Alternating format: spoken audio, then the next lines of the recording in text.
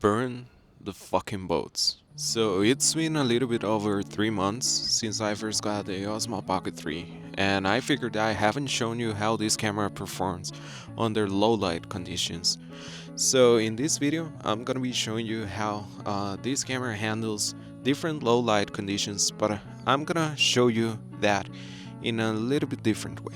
And in order to do that, instead of showing you some random cinematic shots, I'm gonna be switching places so that you can see how this camera performs under different low light conditions while I tell you a story that hopefully will inspire you as much as it inspired me. By the way, sorry if you hear a dog in the background barking, they didn't get the memo that I was recording today. So the story I'm gonna be sharing you tonight is gonna be about a guy named Hernan Cortés, and this guy was a Spain governor from the 1500s. By the way, guys, if I'm not in frame, I apologize. I just want you to know that in low light conditions you cannot use active track on the Osmo Pocket 3. So turns out this guy, Hernan, was a guy with great ambition, and he wanted to conquer this new land from Latin America. So when he arrived at the port, which some say that it was a Mexican port, and some say he arrived at an isle in the Caribbean, Hernan gave his captain, the captain of his army, a clear instruction. And Cortés' instruction was very clear and very simple. He basically told his captain to burn all of the boats. So imagine that you're Cortés' captain and he tells you to burn the boats you just arrived in. What would go through your mind? What would you think? So by Cortés saying this, it basically meant that either they conquered this new land or they died, because there was no other way that they would return back home. Of course, this is a way of saying that either we make it or we die trying.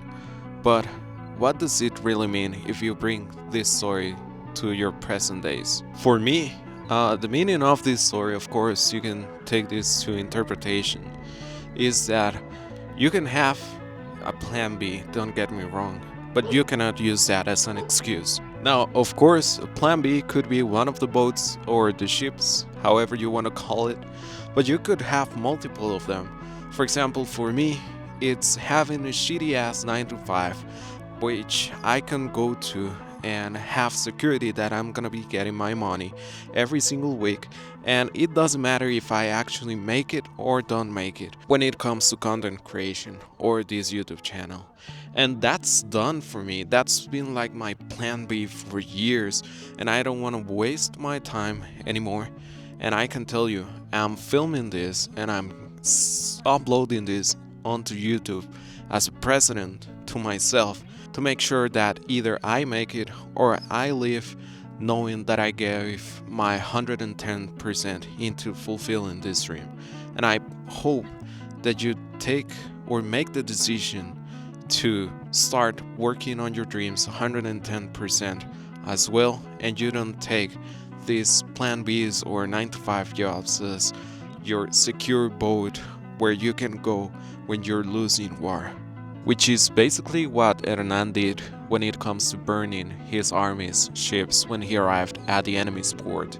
Because if you think about it and you were one of Hernan's soldiers of his army, you would bring this thought in the back of your mind to the battle, that if you didn't win, you wouldn't be able to use your enemy's ship to go back to Spain and you wouldn't come back home. So what are your boats or your ships for that matter? Getting to know your boats is something good because it allows you to know and identify what's dragging you down in your life and what is stopping you from fulfilling your dreams. So what are you gonna do now that you know them? Are you gonna burn them, or are you gonna run into them once things get hard and you're not gonna give your 110% in order to fulfill your dreams? In my case, I already know what I'm about to do. And I'm telling you, I'm not stopping until I fulfill my dreams and I achieve my goals, starting now. Whee!